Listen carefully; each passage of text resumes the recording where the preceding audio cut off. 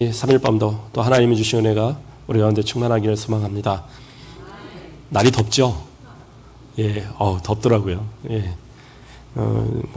저희도 아내가 운전해야 된다 그래갖고 저희 차로 이제 애들 좀 태우고 가고 그 근처에 이제 저희 처형이 살아서 거기서 이제 2박 3일을 보내고 오겠대요.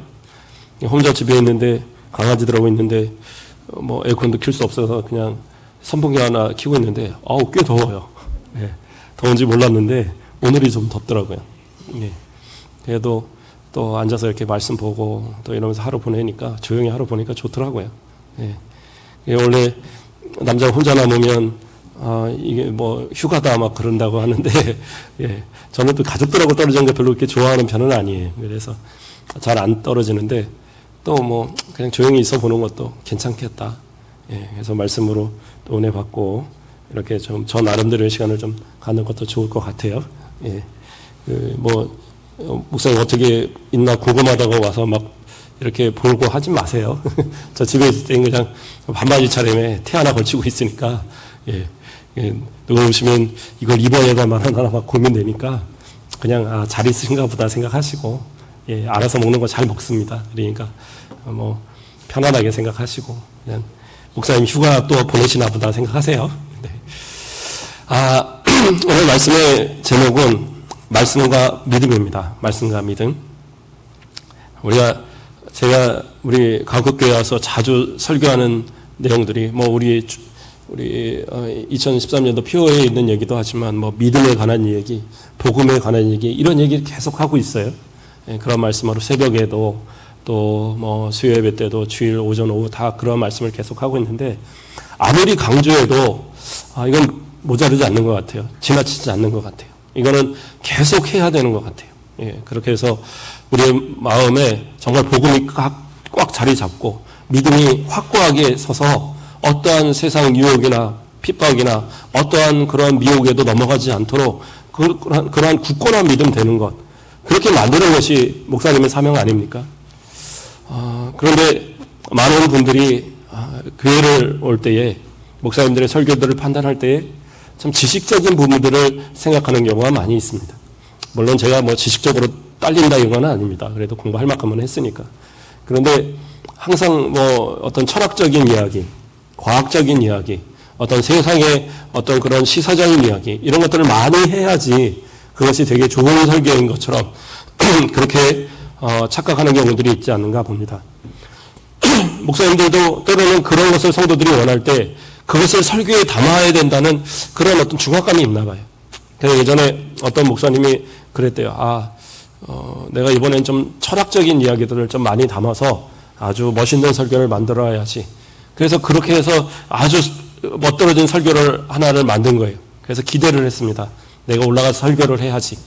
그래서 열심히 소크라테스가 어쩌고 플라톤이 어쩌고 그러면서 이제 한참 떨어져야 된 거예요. 아리스토텔레스가 어쩌고 한참 얘기하면서 설교를 딱 끝내놨는데 사람들이 표정이 다 좋더래요. 그래서 오늘 참 은혜스러운 설교를 멋있는 설교를 했나 보다. 그런데 그 성도들 가운데 대학 교수 철학과 교수가 한 분 계셨던 거예요.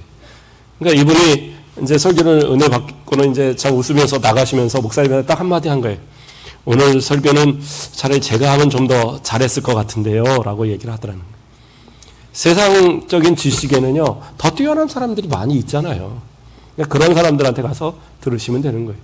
설교는 하나님의 말씀만이 중심이 돼서 말씀이 깊이 나에게 새겨지도록 그렇게 전해지면 그 말씀이 좋은 거예요.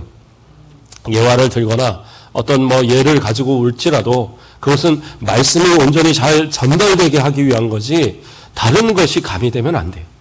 그러니까 어떤 목사님들은 설교를 어떤 빙자해서 막 사람들을 이렇게 인신공격을 하는 경우도 막 있어요. 근데 그거는 옳은 건 아닙니다. 말씀이 가가없이 증거되는 가운데 내 마음을 깨는 경우는 있어요. 아무도 그렇게 생각하지 않는데 나 혼자 오늘 나한테 말씀하시나 보다. 그거는 하나님의 말씀인 거예요. 근데 누가 봐도 저 사람 들으라고 하나 보다. 그거는 옳은 설교가 아닌 거죠. 저는 그렇게 하고 싶은 마음은 없습니다. 그렇게 하고 싶은 마음은 없고 항상 조심하는데도 예전에 딱 한 번 그렇게 들은 분이 있더라고요. 저는 아무 생각 없었는데 한 몇 년 지나서 다른 일 때문에 그 권사님이 뭐 힘들어 하길래 불러서 이제 상담을 하는데, 목사님 옛날에 서운한 거 있었대요. 왜 그러냐니까 설교 시간에 자기를 얘기했다는 거예요. 그래서 저는 그런 설교를 하는 적이 없는데 그랬더니, 아니 그때 분명히 나를 얘기했다는 거예요. 그래서 제가 왜 했을까요? 그랬더니 그 전주에 저 혼내셨잖아요. 그러더라고요.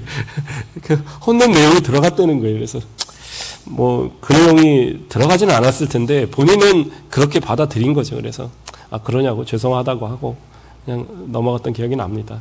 그래도 뭐 어쨌든 그분은 말씀에 잘 순종하는 분이라 뭐 특별히 오해할 건 없어서, 그래도 제가 자주 권면을 하다 보니까 때로는 그 권면함이 본인이 이제 말씀하고 이렇게 딱 생각이 들었나 봐요. 근데 중요한 거는 말씀을 들어서 좋아요. 그것이 나에게 하시는 말씀이라 여겨지면 내가 고치면 되는 거예요.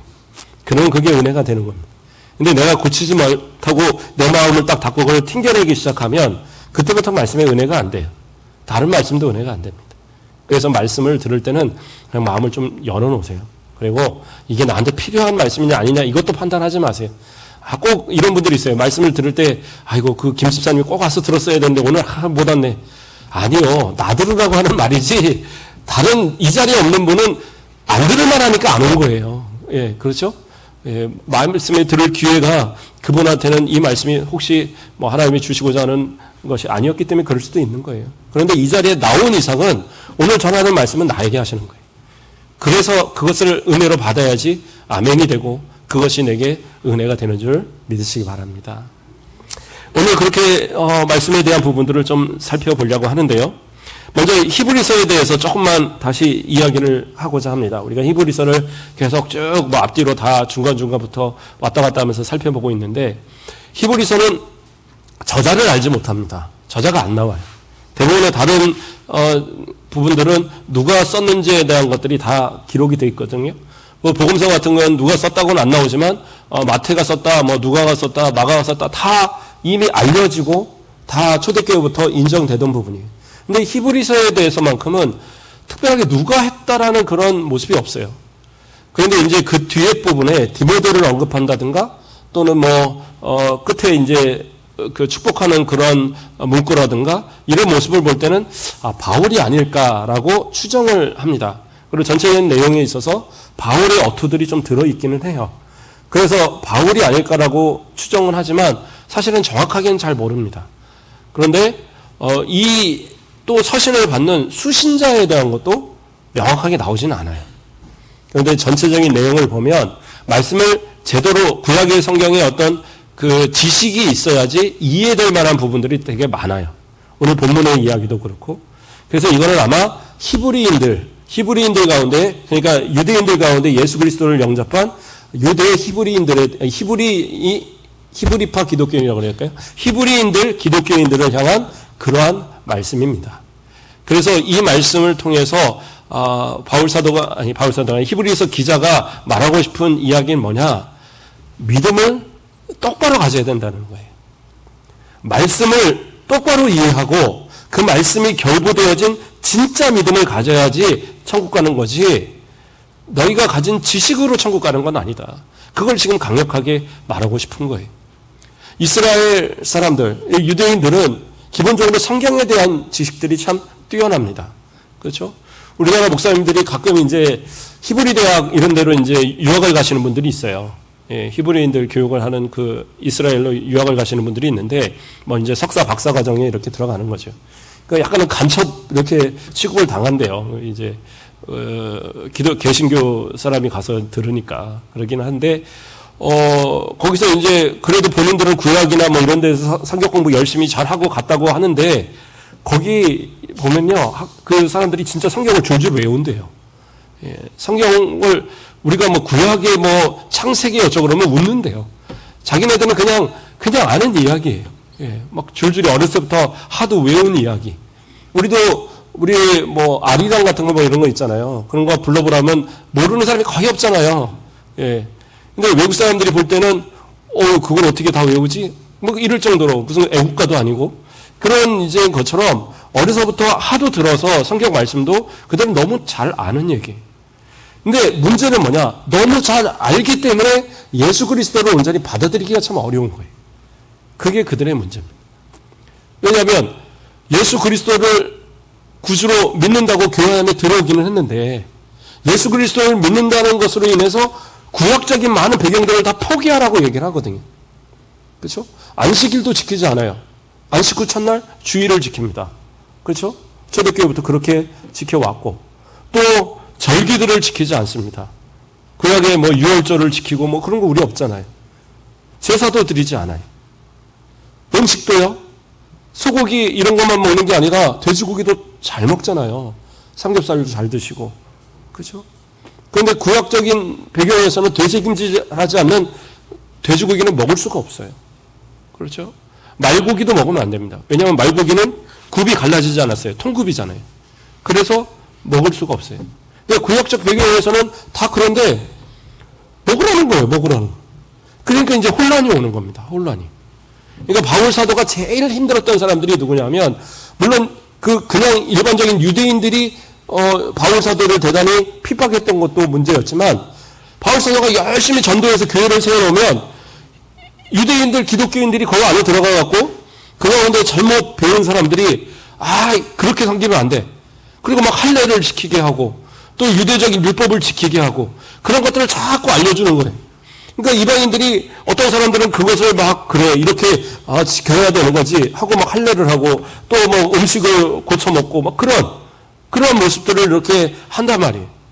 그런데 어떤 이들은 이렇게 힘들게 믿을 것 같으면 나 교회 안 다녀. 그리고 교회를 나가는 사람들도 생기고 그런 이제 문제들이 막 나타나는 거예요. 그래서 바울 사도는 그러한 사람들을 향해서 거짓 교사들이다.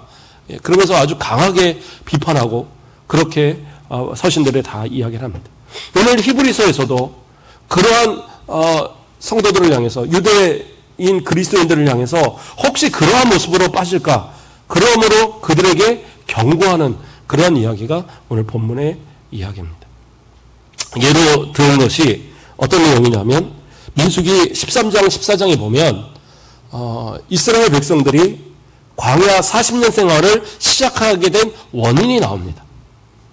하나님께서 이스라엘 백성들을 출애굽시켜갖고 광야로 데려올 때 처음부터 40년이라는 시간 동안을 광야에서 돌리려고 마음을 가지신 게 아니에요. 그들을 불러다가 바람 광야에 놓고 그 가운데에 12정탐꾼 각각의 지파마다 하나씩을 불러 모아서 그 가운데에 12명의 사람들을 세웠어요. 그리고 그 12명의 사람들을 정탐꾼으로 보냈습니다. 그들이 가서 정탐을 하고 돌아와서 그들이 하는 얘기가 뭐냐? 그들은 뭐라고 얘기하느냐? 그곳은 진짜 말씀하신 대로 그곳에는 젖과 꿀이 흐르는 땅입니다. 얘기를 해요. 그런데 젖과 꿀이 흐르는 땅이다라고 하고 그걸로 끝나면 좋은데 그게 아니고 그 다음 얘기들이 문제가 됩니다. 뭐라고 얘기하느냐?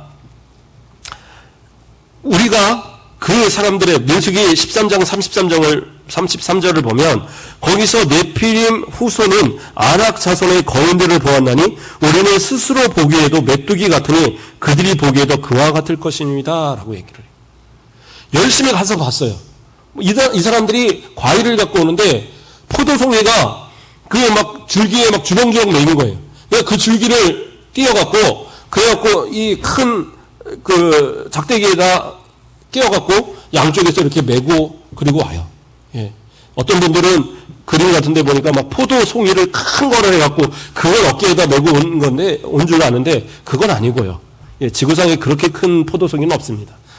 큰 거는 있어요. 있긴 있는데, 어느 정도. 그런데 이제 성인 하나가 충분히 짊어질 만한 크기의 포도는 있다고 하더라고요. 그런데, 그렇다 할지라도 양쪽에서 이렇게 껴갖고 멜 정도가 되면 포도 가지가 많습니다. 포도 여기 줄기가 맞아요. 오늘 그래서 옛날에는 포도 송이로 했던 것을 지금은 포도 줄기라고 이렇게 번역이 됩니다. 어쨌든 그렇게 해서 양쪽 어깨에다 메고 오고 또 무화과 우리 여기 동네에도 무화과 이렇게 있잖아요.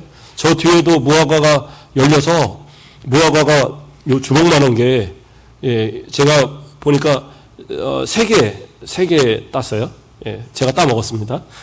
그랬는데 처음에 2개는 개미가 먼저 먹었어요. 개미가 절반씩을 먹었더라고요. 그래서 너 일로 와봐 해갖고 이제 개미들 다 쫓아내고 그리고 이제 털어내고 제가 먹었습니다. 버릴 수는 없잖아요.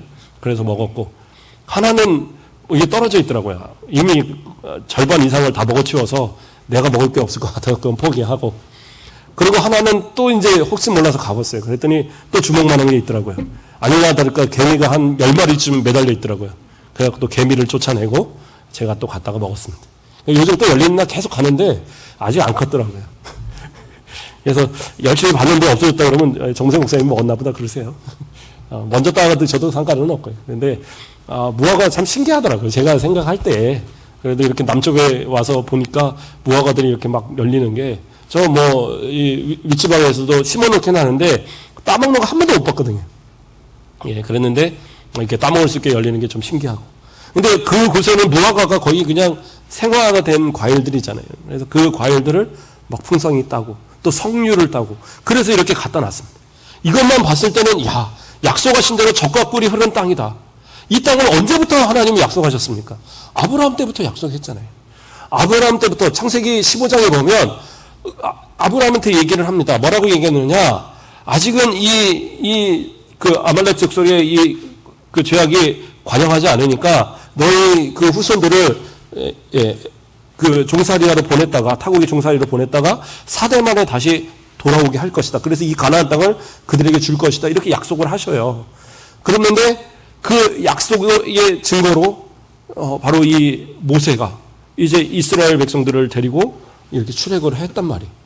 그러면 이 430년의 종살이를 하면서도 결코 본인들에게 하나님이 하셨던 약속을 잃어버렸던 사람들이 아니에요. 다 기억했고 그렇기 때문에 모세를 따라서 나갔어요. 그런데 가나안의 직전에서 이제 들어가기만 하면 되는데 정탐하고 딱 온 사람들이 12명 중에 10명이 우리는 도저히 그거 못 들어가요. 예. 분명히 약속대로 이렇게 과일들이 충만하고 그것은 젖과 꿀이 흐르는 땅이지만 그러나 우리는 그곳에 있는 아낙 자손을 보면 네피림의 후손과 같이 뭐 거인들이고 우리가 그 앞에 보면 메뚜기 같이 보이는데 그 사람들이 우리 볼 때도 그렇게 볼 거 아니에요. 예. 그렇잖아요. 우리보다 이렇게 등치 큰 사람들 보면 좀 무섭지 않으세요? 안 무서우시나요? 저만 그런가 봐요. 제가 웬만해서는 이렇게 뭐 싸워서 맞고 이런 사람은 아닌데, 예. 그런데 이제 은혜 받고 나니까 안 싸우는 거지. 어렸을 때는 한 중학교 때까지 싸움도 많이 했어요. 예, 싸움도 많이 하고 그랬었는데. 은혜 받고 나니까 절대 이제 사람 때리면 안 되겠다 마음 먹었고, 예. 정말 기도하면서 고친 건데, 그런데 제가 스물 몇 살 때일 거예요.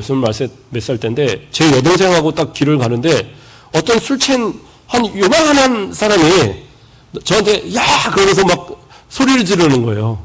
그러면서 막 욕을 하면서, 저게 뭐야? 그러고 이제 딱 가서 보는데, 저쪽에서 누가 소리가 또 크게 들리는 거예요. 뭐, 야, 이 자식아! 뭐 어쩌고 막 그러는 거예요. 그래서 이번에 누구냐고 했더니, 덩치가 이따만 하는 사람이, 제가 그 싸우는 줄 알고 왔더라고요. 그래서 저도 모르게, 아니, 제 여동생인데, 지나가는데, 이 사람이 시비를 거네요. 그러니까, 그 사람이, 알겠습니다. 죄송합니다. 지나가세요. 그러면서 정중하게 얘기를 하더라고요. 그래서 그냥 왔어요. 그랬더니, 여동생이 있다가, 무서웠나 보지? 그러더라고요. 그래서, 아니, 왜? 그랬더니, 아니, 그렇게 막 호기 있게 갔으면은, 뭐라고 큰 소리를 쳐야지, 거기서 존댓말 하고, 그리고 오는 게 어딨어? 그러더라고요. 그래서, 아니야. 안 싸우는 게 좋은 거지. 근데, 한편으로는 겁이 나잖아요. 그런 등치 큰 사람들하고 괜히 했다가는 한 대 때리고 10대 맞을 텐데 괜히 싸울 일도 아니고 그리고 또 이제 싸우면 안 되는 거죠. 근데 어쨌든 그런 것처럼 이 정탐꾼들이 볼 때에도 싸움이 안 되는 거예요. 가면 우린 죽는데. 그러니까 믿음은 없으시는 거예요. 하나님의 약속이 아무리 있어도 하나님의 말씀이 아무리 있었어도 그게 필요 없는 거예요. 지금 내가 죽게 생겼는데 그러니까 뭐라고 그러냐? 우리는 뭐 갈 수 없습니다. 그래서 그 사람들이 하는 얘기가 뭐라고 해요? 민수기 14장 4절 말씀에 보면 이에 서로 말하되 우리가 한 지휘관을 세우고 애굽으로 돌아가자 하매 모세 면전에서 하는 얘기예요. 니는 이제 모세 아론 니는 필요 없어. 우리가 한 지휘관 다른 사람 하나 세워갖고 그래갖고 우리 애굽으로 돌아갈래? 그러고 있는 거예요. 더 나아가서는요 갈렙과 여호수아가 그 사람들을 만류합니다. 만류하면서 뭐라고 얘기하냐? 갈렙이 모세 앞에서 백성을 조용하게 하고 이르되 우리가 곧 올라가서 그 땅을 취하자 능히 이기리라. 갈렙이 하는 얘기예요. 또 이스라엘 백성들이 막 그렇게 선동하니까 거기다 두고 14장 9절 말씀에 다만 여호와를 거역하지는 말라. 또 그 땅 백성을 두려워하지 말라. 그들은 우리의 먹이라. 그들의 보호자는 그들에게서 떠났고 여호와는 우리와 함께 하시느니라. 그들을 두려워하지 말라. 이렇게 얘기해요. 담대하게 얘기합니다. 두려워하지 말고 그들은 우리의 먹이다. 그 이따가란 이 거인들이 네피림의 후손과 같은 그 거인들이 우리의 밥이다라고 얘기하는 거예요. 그러니까 하도 기가 막히니까 너네 우리 죽이려고 그러는 거냐? 그러면서 이 백성들이 돌을 들어서 치려고 합니다. 그때 하나님께서 그들을 막으세요. 하나님께서 임하셔서 모세에게 말씀하고 백성들을 두렵게 만들고 모세에게 말씀하면서 뭐라고 계시냐? 너로 인하여 새로운 민족 하나 만들까? 이놈들 다 치워버릴까? 하나님 막 대모를 하십니다. 그러니까 모세가 하나님 그러시면 안 됩니다. 사람들이 뭐라고 하겠습니까? 이스라엘 백성들을 실컷 저 애굽에서 그 출애굽시켜갖고 광야에서 다 죽였다고 말씀할 거 아닙니까? 하나님 그러시면 안 됩니다. 모세가 정말 긴급하게 막 하나님을 만류합니다. 근데 하나님이 거기서 뭐라고 하시느냐? 좋다. 내가 이 백성들이 40일 동안 이 정탐한 것을 하루를 1년씩 계산해서 40년 동안 광야에서 살게 할 거다. 그런데 여기서 20살 이하, 전쟁할 수 있는 나이가 20살 이상이거든요. 그러니까 20살 이하의 아이들만 제외하고 그 이상으로는 나에게 반역했던, 나와서 반역했던 이 모든 사람들은 이 광야에서 다 죽을 것이다. 그런데 여호수아와 갈렙, 이 두 사람만큼은 저 가나안 땅에 나를 믿고 나를 신뢰했으니까 그들은 내가 가나안 땅에 들어가게 할 거다. 그렇게 약속을 하십니다. 근데 이 말씀은요, 결국에 어떻게 이루어져요? 모세와 아론조차도 못 들어갔어요. 그 딱 둘만 이스라엘 백성들을 끌고 들어갔어요. 광야의 모든 출애굽했던 그 어른으로 출애굽했던 모든 세대는 다 죽었어요. 그 광야에 나올 때의 미성년이었던 자들과 그리고 그 광야에서 태어난 사람들, 그 사람들만이 가나안에 들어갈 수 있었다는 사실. 이것을 이야기하고 있는 거예요. 히브리서 기자는 이것을 예로 들면서 자, 말씀을 받았다고? 언약을 받았다고 다 가나안 들어갔느냐? 아니더라는 거예요. 그 사람들이 다 갔으면, 다 그 가나안에 들어갔다면 내가 이런 말을 할 필요도 없다. 근데 다 들어가지 못하고 어떻게 해요? 믿음으로 순종한 사람만 들어갔다는 거예요. 믿음으로 순종한 사람만 들어갔지 아무도 못 들어갔다는 거예요. 너희들이 그거 잊어서는 안 된다는 거예요. 지금도 우리에게 동일한 말씀입니다. 우리가 이 땅을 살아가면서 예수 믿었어요. 그러니까 교회를 나왔을 거 아니에요. 근데 우리의 믿음이 과연 진짜 믿음이냐? 이거에 대한 생각들을 해보자라는 겁니다. 왜요? 여러 가지 유혹과 시험과 미혹과 환란이 다가올 때에 과연 우리의 믿음을 지킬 수 있느냐? 우리 한번 생각해 보셔야 돼요. 지금 이 이스라엘 백성들이 광야에서 바로 가나안을 지척에 두고 이제 몇 걸음만 가면 가나안인데 이 가나안을 못 들어간 이유가 뭐예요? 믿음이 없어서 그랬어요. 아니 그 출애굽한 거 믿음 아닙니까? 그런데요, 그건 지식이지 믿음이 아닌 거예요. 말씀을 그들이 들었고 순종해서 나왔지만 믿음으로 결부시키지 못하니까 어떻게 해요? 그 두려움을 이겨내지 못하고 가나안을 들어가지 못한 거예요. 그러고 나서 이들이 회개했어요. 후회했어요. 아, 그래, 우리들이 잘못했습니다. 우리들이 나가서 이제 싸우겠습니다. 우리 나가서 싸울 테니까 우리 이제 그 말씀만큼은 좀 다시 바꿔주시면 안 될까요? 근데 모세가 얘기해요. 아니다. 하나님이 이제 더 이상 이 전쟁에 함께하지 않는다. 자, 광야로 나아가야 된다. 하나님께서 그렇게 하셨군요. 내일이 되면 다시 광야로 가. 그래서 다시 광야에서 40년 살다가 와. 그러셨거든요. 근데 이스라엘 백성들이 뭐라 그러냐면 아니에요. 우리가 잘못했어요. 이제는 우리가 나가서 싸울게요. 그리고 모세가 만류하는데도 자기들끼리 올라가요. 그랬다가 그 아낙 자손과 가나안 사람들한테 대패합니다. 수많은 사람이 죽고 그리고 쫓겨나서 그래서 광야로 나아가게 됩니다. 하나님의 말씀의 순종은요, 믿음은 하나님의 말씀이 아니라고 하면 거기서 멈추는 것도 믿음이에요.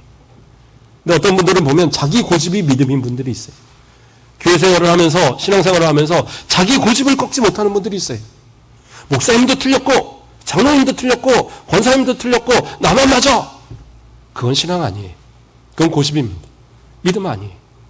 결국에 어떻게 돼요? 그러면 이스라엘 백성 그들이 말씀대로 행하지 않을 때에 전쟁에서 패한 것처럼, 그렇죠? 결국에는 인생의 실패밖에 주어지지 않는 거예요. 말씀도요, 말씀대로 믿어야 되는 거예요.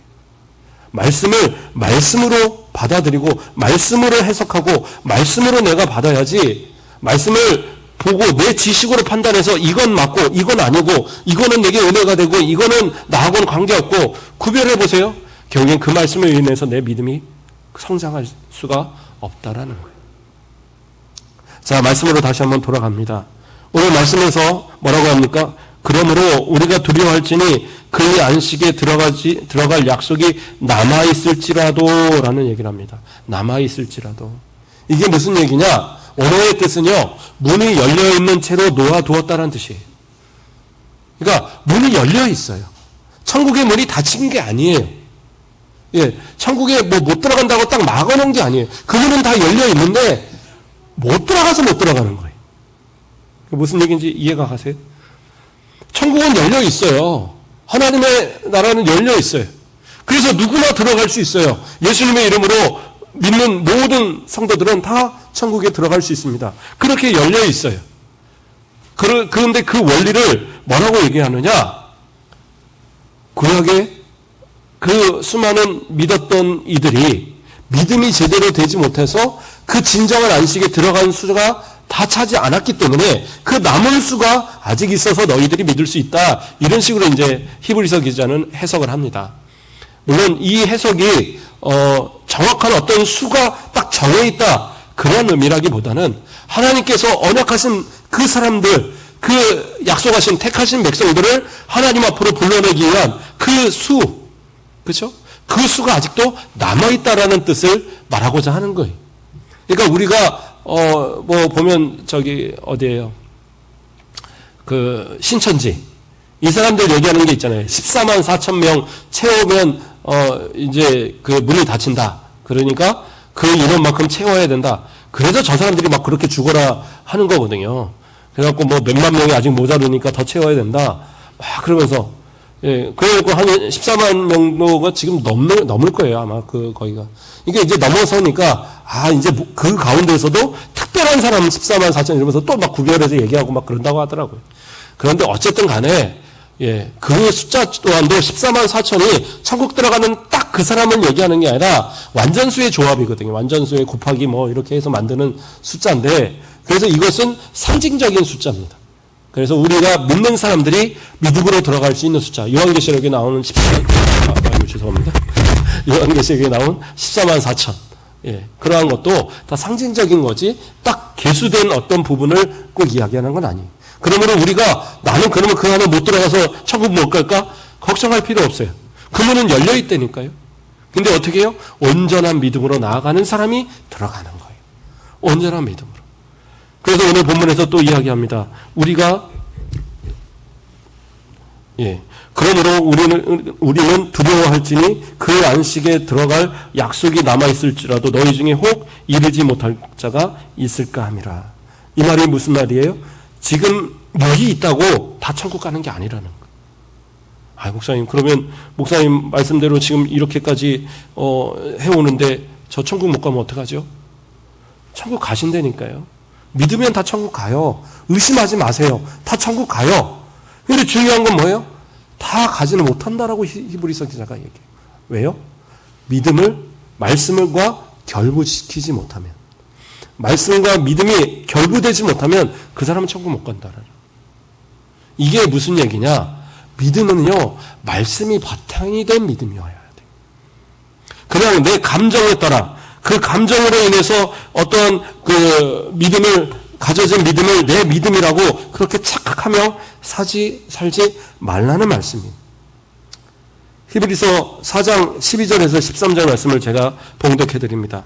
하나님의 말씀은 살아있고 활력이 있어 좌우의 날선 어떤 검보다도 예리하여 혼과 영과 및 관절과 골수를 찔러 쪼기까지 하며 또 마음의 생각과 뜻을 판단하나니 지은 것이 하나도 그 앞에서 나타나지 않음이 없고 우리의 결산을 받으실 이후에 눈앞에 만물이 벌거벗은 것 같이 드러나느니라 라고 이야기하고 있습니다.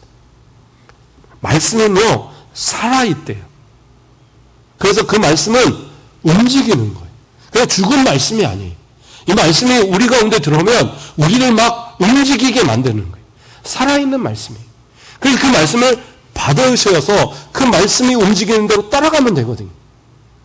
그런데 말씀을 결부시키지 못하면 어떻게 해요? 이 말씀을 나에게서 관계없는 것처럼 그냥 성경은 집에다 잘 모셔놨다가 주일날 올 때 갖고 오는 그러한 용도. 또 주일날 와서도 이거 뭐 잘 쓰나요? 뭐 여기다 막 이렇게 올려드리니까 주일날 오전에는 제가 올려드리라고 다 하지만 오후나 수요 예배 때 이렇게 올려드리지 않는 이유가 요거 보고 이렇게 예배 드리거든요. 예, 말씀들.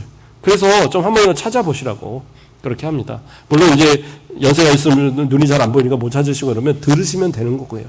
그래서 말씀에 좀 집중하라고 제가 이렇게 주일만, 오전 예배만 이렇게 원고를 올려드리는 건데, 어쨌든 말씀은 그렇게 살아있어요. 그래서 그 말씀을 내 가운데 이것을 잘 받아야 되는데, 이 말씀을 나하고 관계없는 것처럼 자꾸 떨어져 놓으면 그 말씀이 살아 내 안에서 움직일 수가 없는 거예요. 그러니까 내 믿음이 살아있지 못하게 되는 거예요. 말씀을 결부시켜야지 내 믿음도 살아갈 수 있는 거예요. 또 뭐라고 얘기합니까? 말씀은 뭐라고 그래요? 강력한, 그렇죠? 좌우에 활력이 있어라고 얘기합니다. 말씀은 살아있고 활력이 있어. 그리고 뭐예요? 좌우의 날선 어떤 것보다도 예리하여. 하나님의 말씀은 움직이는 힘이 있고, 그리고 그건 뭐예요? 아주 좌우의 날선 검처럼 예리함이 있다는 거예요. 그래서 그 말씀은요, 우리의 마음을 찔러 쪼갭니다. 말씀을 막 깨트려요. 말씀이 우리의 마음을 깨트려요. 그래서 예수 믿게 되는 거예요. 그렇죠? 아무리 지식이 많아도 예수 믿어요? 잘 못 믿어요. 왜 못 믿어요? 말씀이 내 마음을 쪼개는 역사를 느끼지 못하니까 그러는 거예요. 그러니까 지식으로만 갖고 그걸 믿으려고 하지 않으니까 그 마음 가운데 그 말씀에 역사하지 않는 거예요. 지식으로 아무리 많이 갖는다? 그런다고 천국 갔느냐? 그거 아니다라는. 오늘 본문에서도 이 히브리서 기자가 지금 히브리인 그리스도인들한테 이 정말로 성경에 능통한 이 사람들한테 이야기하는 것이 뭐냐? 너희가 지금 다 구원받았다고 생각하지만 그런데 많은 사람들이 구원에 들어가지 못했다. 그 사람들이 성경을 얼마나 많이 아느냐? 그런데도 그들이 못 들어가는 이유가 뭐였느냐? 믿음과 결부되지 못하니까 못 들어갔다. 그 얘기를 하는 거예요. 그러니까 이 말씀이 내 가운데 지식으로 남지 않고 이것이 내 마음을 쪼개는 생명력 있는 움직이는 말씀으로 그렇게 내 가운데 역사해야 되는 거예요. 그러면 이 말씀이 내 마음을 쪼개는 역사가 일어나는 거예요. 사도행전에도 보면 하나님의 말씀이 전해질 때 막 그 사람들이 이야기해요. 베드로가 막 복음을 전하니까 사람들이 뭐라고 하냐면 우리가 어찌 알고 그래요. 그래서 뭐라고 그래요? 예수 그리스도를 믿고 회개하면 그러면 구원 받는다. 그러니까 그때 막 3,000명, 5,000명 회개하는 역사가 일어나요. 말씀이 우리를 막 쪼갤 때 아멘하고 받아들이고 믿으니까 그 교회에 이렇게 믿음으로 나오는 이들이 막 수가 막 늘어나는 거예요. 그런데 반면에요. 이 말씀이 분명히 쪼개긴 합니다. 근데 이 말씀을 튕겨내는 사람들이 있어요. 스데반이 설교할 때. 스데반이 막 그 공회 앞에서 설교합니다. 그러니까 사람들이 우리가 어찌할꼬 또 막 얘기해요. 근데 그건 뭐예요? 그래서 화가 나갖고 화가 났다는 표시였어요. 말씀을 듣되 말씀을 튕겨내버리고 그 스데반을 갖다 돌로 쳐 죽여버리자. 마치 이스라엘 백성들이 모세와 그 아론과 갈렙과 여호수아를 향해서 돌로 막 치려고 하는 것처럼 말씀을 받았을 때 말씀이 내 가운데 살아 역사하지 못하니까 어떻게 해요? 오히려 말씀을 반대해서 그 돌로 쳐 죽이려 하는 그런 이 반대되는 일들을 일어나는 거예요. 그러니까 그러한 모습 갖고 진정한 안식에 들어가지 못하게 되더라는 거예요. 또 말씀은 어떠한 능력이 있습니까? 혼과 영과 관절과 골수를 찔러 쪼개기까지 하며 또 마음의 생각과 뜻을 판단한다라고 얘기합니다. 말씀은 어떻게 해요? 우리의 가장 깊은 곳까지 역사합니다. 세상의 책들은요, 그냥 읽으면 되게 좋아요. 뭐가 감명이 있어요. 그런 책들이 너무 많아요. 시집 같은 거 들으면 막 내 마음이 막 뭐라고 그럴까요? 그 우수에 젖은 듯한 막 가을을 보면서 시몬 뭐 저 낙엽을 봐, 뭐 그런 거 있잖아요. 막 그런 어떤 마음으로 막 생기죠. 예. 또 지적인 좀 책들을 보면 막 내가 되게 똑똑해진 것 같은 그런 생각이 들어요. 그래서 이 사람이 책을 많이 읽었느냐 아닌가 보면 그 말하는 거 보면 알아요. 단어 사용하는 거 보면. 책을 많이 읽은 사람들은 꼭 읽었던 책에 나오는 단어들을 사용을 합니다. 그러면 가끔은 막 그런 한자들 막 머리가 아파요. 이거를 듣고 막 해석을 해야 되니까 잘 사용하지 않는 단어들을 사용하는 분들도 있고. 그러니까 그만큼 책을 읽었다라는 거죠. 뭐 일부러 막 그걸 사용하는 사람도 있겠지만 많은 지식이 들어가면 그것도 가능해요. 근데 중요한 건 뭡니까? 그게 믿음으로 연결이 되느냐? 그건 아니라는 거예요. 세상의 지식은 이것이 어느 날은 옳았다 그랬다가 또 이것이 옳았다 그랬다. 이것이 계속 반복이 돼요. 그래서 전도서에서 뭐라고 합니까? 해 아래 새 것이 없다라고 얘기하는 이유가 그거예요. 어느 날은 이것이 좋다 그랬다. 어느 날은 이것이 좋다. 그래서 이것이 계속 반복된다 그래서 해 아래 아무것도 새 것이 없다라고 전도서의 솔로몬은 그렇게 이야기했던 거예요. 마찬가지입니다. 말씀이 지식이 되어서 우리 가운데 아무리 있어도요. 우리는 그 마음의 내적인 진정한 변화를 일으킬 수가 없어요.